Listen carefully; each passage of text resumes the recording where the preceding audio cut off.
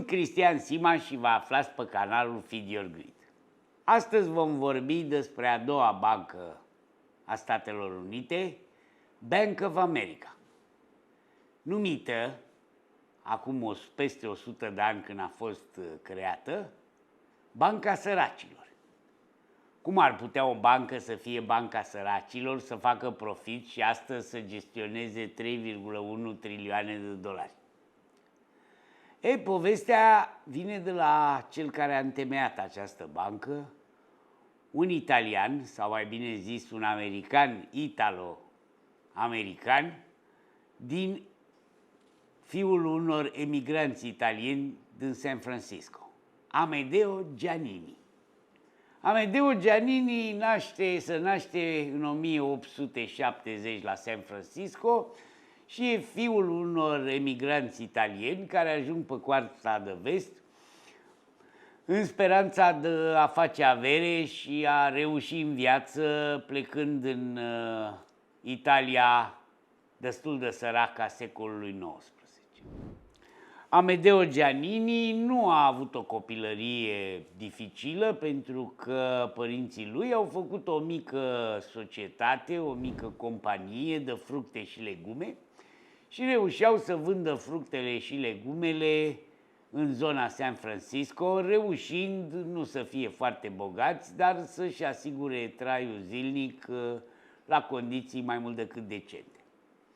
Numai că în 1877 tatăl lui Amedeo Giannini este împușcat. Nu e nicio legătură și nicio implicație cu mafia, e o răfuială personală. Cert e că Amedeo rămâne singur, doar cu mama lui, care se recăsătorește și trebuie să se ocupe atât de viața lui cât și să ajute familia. Și la un moment dat, săturându-se de a gestiona firma de salate, ceapă, usturoi și fructe, se gândește să o vândă. Și o vinde. Pe nimic. Cum adică pe nimic? Foarte simplu. Pe un nimic care va produce un câștig destul de mare. Se gândește să o vândă angajaților. Își vinde societatea legumicolă propriilor angajați și le cere acestora o parte din salariu zi de zi, până o plătesc, prețul fiind mult mai mare.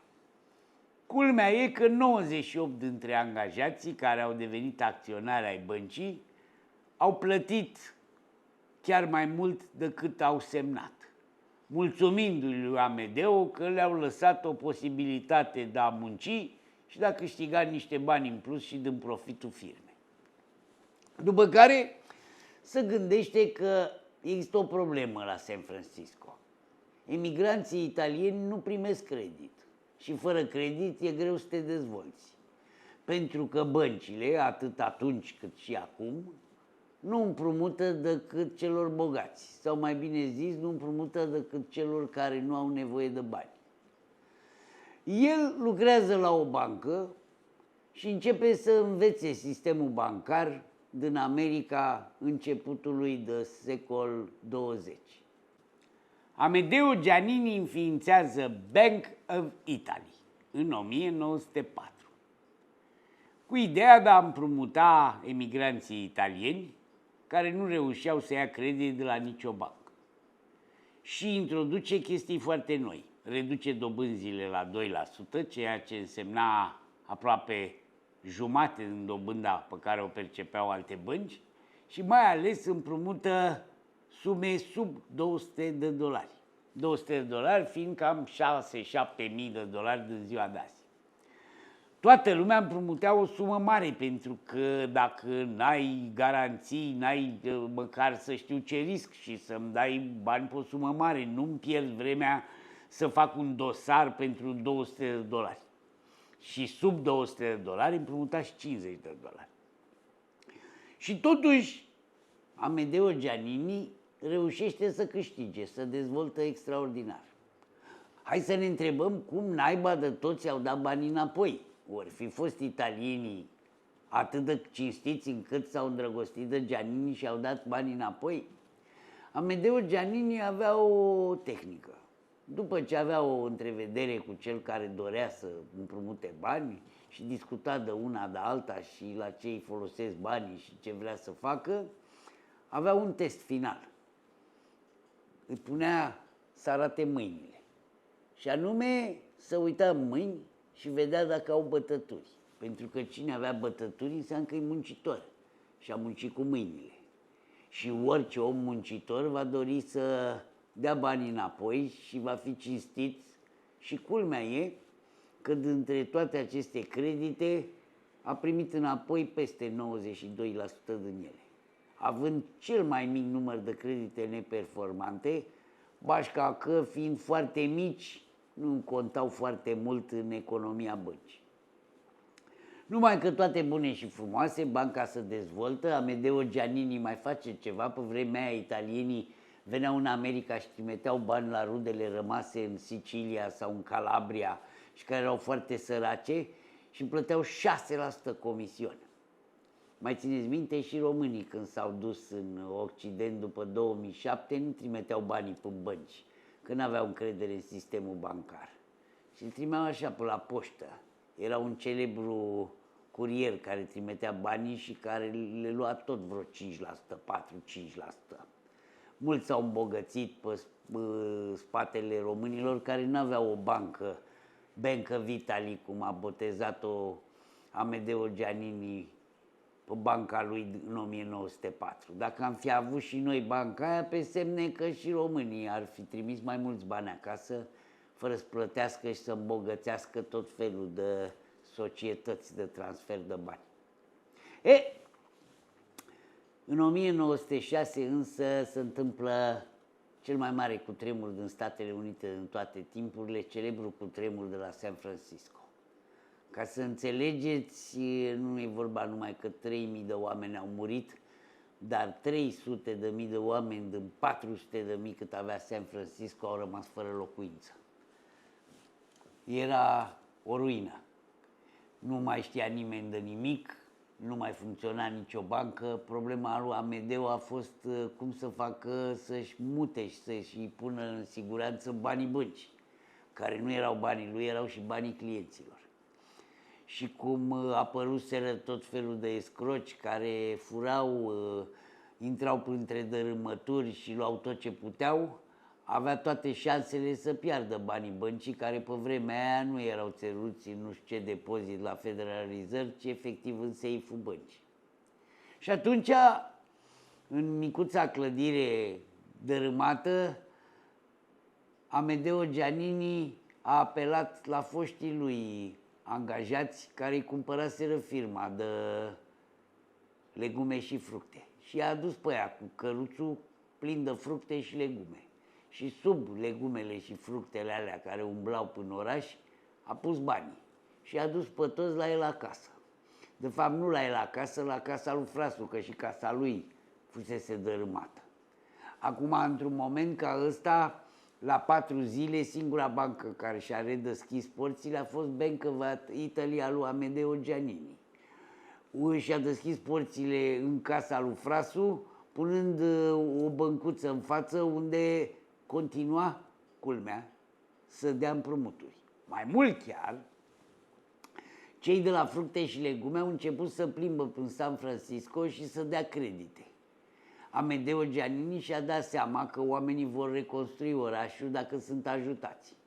Și a dat credite, ca să înțelegeți, cu semnătura doar un X, pentru că marea majoritate erau analfabeți. Dar oamenii ăia erau muncitori și cu același test cu bătăturile din palme a dat atât de multe credite încât orașul San Francisco și astăzi îi mulțumește, are și o statuie la primărie pentru că el a ajutat reconstrucția lui. Și culmea, 98% din cei care au luat credit, nu cu buletinul, fără niciun fel de garanție, fără niciun fel de act, semnând un contract de împrumut cu o cruce, au dat banii înapoi. Iar el a devenit celebru. Devenind celebru după 1906, toată lumea, nu numai italienii din San Francisco, dar și celelalte popoare imigrante, au venit la Amedeo Giannini să depună banii și să ia credit. Și banca s-a dezvoltat în ce mai puternic.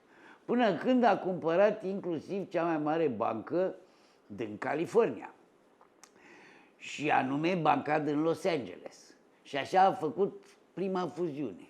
După care Amedeo Giannini s-a gândit să investească. Și a investit unde? Păi ce să dezvolta? El a fost vizionar în acel moment. Cinematografia. S-a dus la Hollywood și a investit într-un film pe care nu vrea să-l facă nimeni. Filmul se numea Picciu. Era film mut, alb-negru. Numai că cel care juca rolul principal în Picciu se numea Charlie Chaplin.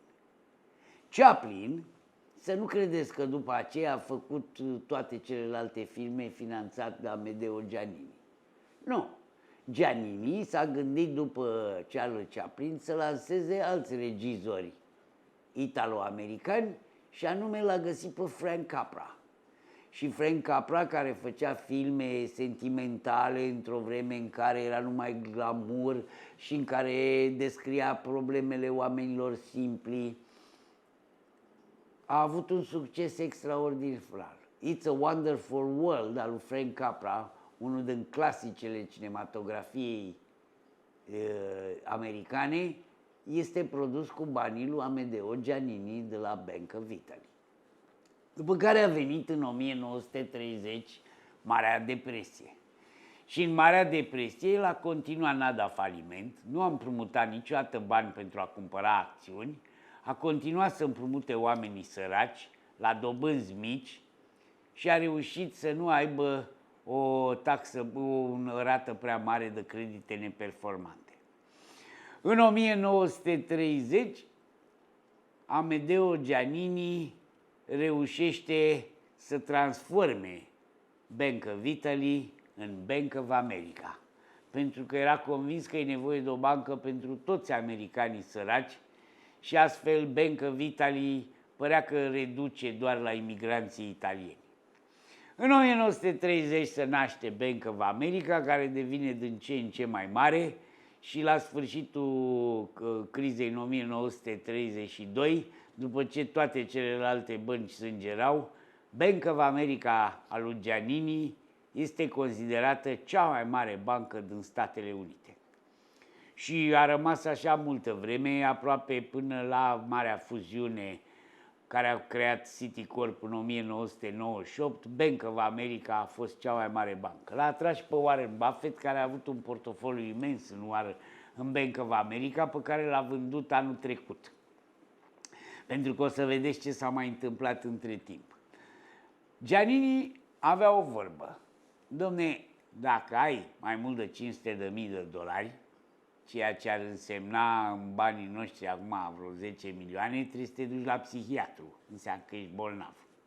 Și culmea e că în 1949, când au murit, toată averea lui Giannini era $467.000. Deși între 1904, când a spus chestia asta, și 1949, când a murit, cei $500.000 nu mai aveau valoarea de la început, el a continuat să-și respecte maxima și a murit cu o avere mai mică de $500.000. A investit foarte mult în cultură și știință. Universitatea din Berkeley a primit $1.500.000 ca să facă cercetări în domeniul agriculturii. Și trebuie să știți că foarte multe dintre invențiile care au creat productivitatea în agricultură, făcute la Berkeley, sunt finanțate și au fost finanțate de Amedeo Giannini. După care a investit și la Universitatea la Stanford. Cam tot ce a fost cultură, cinematografie, Amedeo Giannini era acolo. Dar lovitura lui de grație a fost podul Golden Gate. Când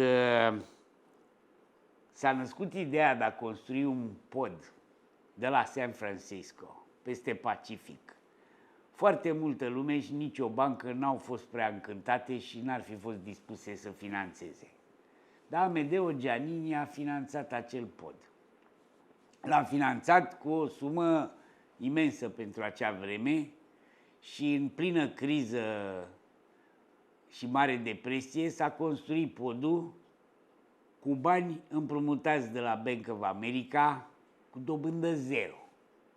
El a dorit să împrumute cu dobândă zero pentru că era esențial ca San Francisco să treacă peste momentul greu al marei crize financiare din 29-32. Și orașul îi poartă o recunoștință extraordinară și azi. Echivalentul a 120 de milioane de dolari au fost împrumutați de Bank of America cu dobândă zero celor care au construit podul. Prin primărie, prin tot felul de investitori și societăți private.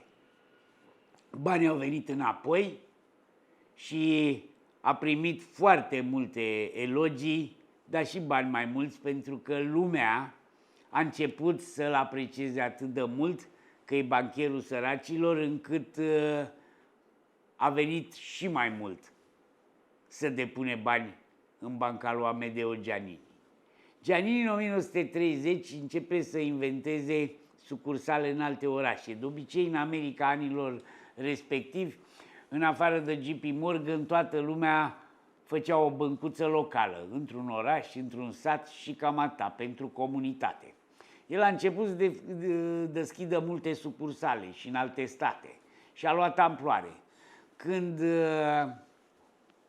în 98 a fuzionat Bank of America cu National Bank of Charlotte, s-a mutat în Carolina de Nord, la Charlotte, și a rămas acolo pentru multă vreme, inclusiv în ziua de azi. Avem în South Carolina, la Charlotte, sediul central al lui Bank of America. Ce vreau să vă spun este că Amedeo Giannini a lăsat o moștenire deosebită și cea mai mare bancă a Americii, dar parcursul ei după moartea lui în 1949, trebuie să vă spun că în 1945 a mai avut o chestie foarte amuzantă. În momentul în care el a plecat și a dat demisia din funcția de conducere, a lăsat toate sertarele deschise ca să arate că nu are nimic de ascuns și a lăsat inclusiv extrasele de cont să vadă lumea tot ce a cheltuit și a făcut, inclusiv bani personali. Și toți cei care au venit acolo au putut, din bancă, au putut să înfrupte din informațiile care erau în sertarele lui Amedeo Giannini. La fel cum v-am spus, când a murit avea $467.000, un pic mai puțin decât cei 500.000. Și eu cred că asta ar fi o metodă bună și în ziua de azi, peste 1 milion, cred că trebuie să te duci la psiholog sau la psihiatru. Că eu am trecut în chestia asta și ori ai 30 de milioane, ori ai 500.000, trăiești la fel. Nu poți să cheltui mai mult, deci ar fi bine să limităm într-un fel sau altul, chit că eu nu sunt socialist deloc, sunt chiar adeptul capitalismului, îmbogățiri la nivelul de 200 de miliarde, 400 de miliarde sau cum dorește Elon Musk, $1 trilion. Mergem mai departe. Ce au mai făcut Giannini? Fiul lui Giannini preia conducerea băncii în 1945 și mai e șef al băncii până în 1953. După 1953, Bank of America crește foarte mult, intră și Warren Buffett cu Berkshire Hathaway până acționariat, totul bine și frumos până în 2008. În 2008, de fapt în 2007, crapă prima chestie cu subprime-ul Countrywide Financial, care dădea credite ipotecare cu garanții pentru... Aici a fost o lovitură. Culmea e că Buffett se oferă să cumpere Countrywide Financial și Bank of America, condusă de Ken Lewis, i-o cumpără înainte. A fost o salvare a lui Buffett și o nenorocire pentru Bank of America. Nebuniile din cauza lui Credit Wide Financial vor continua în mulți ani și încă și în ziua de azi mai plătește din datoriile produselor subprime pe care le-a moștenit în momentul în care a achiziționat, culmea, fiind prima entitate care a crăpat în subprime, a mai dat și $20 pe acțiune. Dacă mai aștepta 2 săptămâni, putea să o ia pe nimic. Tot în 2008, în momentul în care crapă Lehman Brothers, în weekendul dinainte de 15 septembrie, salvează Merrill Lynch și dă $8 pe acțiune și cumpără și Merrill Lynch. Aceste două achiziții n-au fost prea bune. E adevărat că astfel banca a intrat și în lumea bună, adică Merrill Lynch era mare jucător pe piața de wealth management și de bancă de investiții. Bank of America se lansează și în bancă de investiții, dar era mai bine să rămână bancă comercială și bancă a săracilor. Până la urmă, în 2010 apare Moynihan și Moynihan, trebuie să știți foarte bine că Brian Moynihan este CEO din 2010 până astăzi, de peste 14 ani, și ăla nu face altceva decât să repare prostiile de achiziții făcute de Ken Lewis în 2007 și 2008.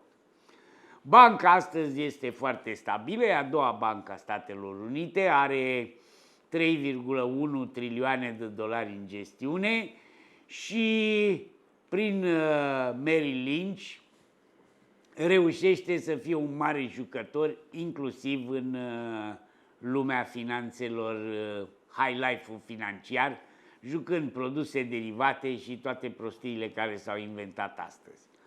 Trebuie să mai știți că Warren Buffett nu a apreciat evoluția băncii din ultimul an, pentru asta anul trecut și-a vândut un portofoliu, deținea 23% din Bank of America în momentul în care Buffett s-a retras, ca și din Apple. Cât de vizionar a fost Amedeo Giannini, concentrându-se asupra păturii sărace și a împrumutat banii emigranților care nu aveau nicio garanție, dovedește unde a ajuns. În același timp, trebuie să știți că a fost vizionar pentru că deja în 1950 a fost prima bancă din lume care a dat extrase electronice și a introdus, cum ar veni astăzi, digitalizarea.